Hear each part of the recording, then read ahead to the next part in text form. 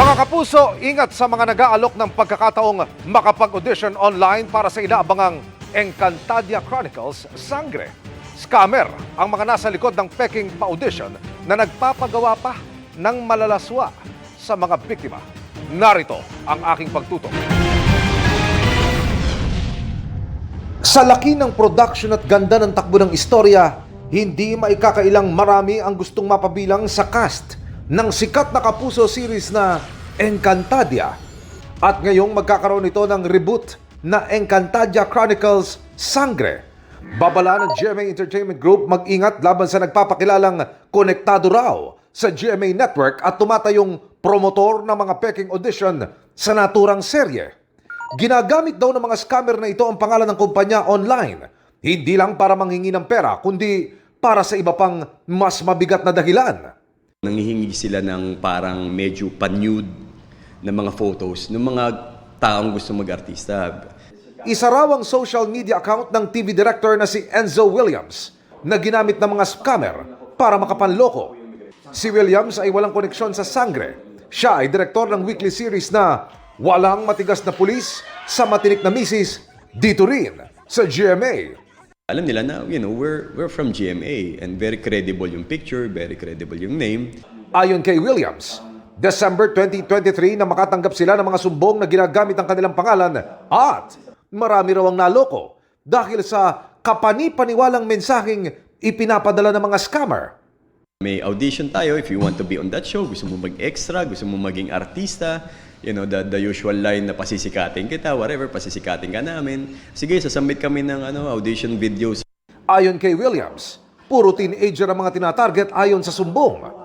Mga bata pang mga babae, I think mga 10 years old, 11. Nung una, inisip lang namin, baka may pervert lang to, di ba? Or something na, who does this very sick thing. Personally, pero when I spoke with my NBI friends, ang laki pala ng bentahan ng mga gantong klaseng photos. Sa group, I think sa Telegram app, na nagkakabentahan pala. So pinagkakakitaan to. Pati ang lead visual designer ng Sangre na si Noel Flores, nagamit ang social media account kahit nasa ibang bansa na. At kahapon lang daw isang aplikante ang nag-message sa kanya hinggil sa audition. Nagpapakonfirm kung tuloy daw yung Wednesday contract signing and fitting. Sabi ko, para saan to? Hindi ko alam to. Baka maling tao yung message mo. So nag-screen cap siya ng image ng parang profile picture ng kausap nila through Google Meet tsaka Telegram. Lumalabas talaga. Picture ko yung gamit. Sabi ko, teka muna, hindi ako to. Hindi ito ang unang beses ayon kay Flores. May mga nauna pang mga biktima. Sabi daw magiging artista na siya, pasok na siya sa pagiging sangre na Encantadia. Last requirement daw yung magubad yung bata. Opo. Na from head hanggang waist.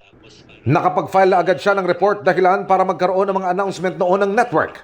Nagbabala rin laban sa naturang modus maging si Sparkle Artist at isa sa mga lead ng Encantadia Chronicles Sangre na si Faith De Silva. Kung may nakikita man po kayo ng mga posts, wala po yun, scam po yun. Huwag kayong maniniwala. Nakikita ko lang din yung excitement kasi ng mga tao, di ba? Nananabik talaga sila na mapabilang sa Sangre.